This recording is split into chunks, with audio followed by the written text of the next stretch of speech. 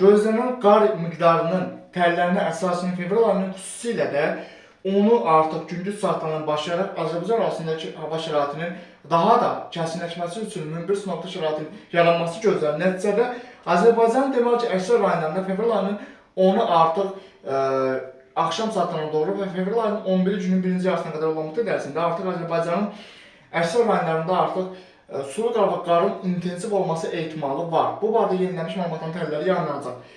Bugünkü təllərə əsasən isə bu qar xəritəsində biz görürük ki, xüsusən fevral ayının 10-u axşamına doğru və 11-ci günün birinci yarısına qədər olan müddət ərzində Azərbaycan demək əksər rayonlarında qarın, sulu qar və qarın intensiv olması ehtimalı var, güclü olması ehtimalı var. Nəticədə qısa müddətli də olsa, hətta mərkəzi aran rayonlarında belə fevral ayının 10-u axşamına doğru və 11-ci günün birinci yarısına qədər olan müddət ərzində qısa müddətli qar örtüyünün əmələ gəlməsi ehtimalı var.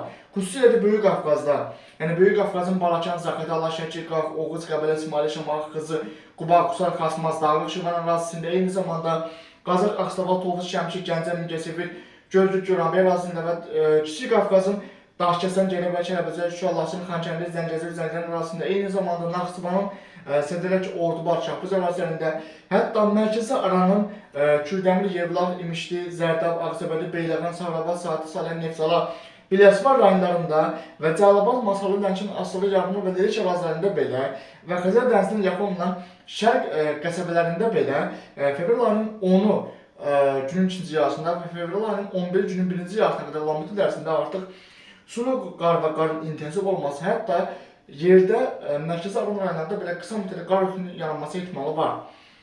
Xüsusilə də Böyük Qafqaz rayonlarında, Kiçik Qafqazın, Naxçıvanın dağlıq kəndlərində və Cəlilabad Asılı ərazilərində isə artıq qarın intensiv, güclü və yer-yer şiddətli yağması gözlənir. Xüsusilə də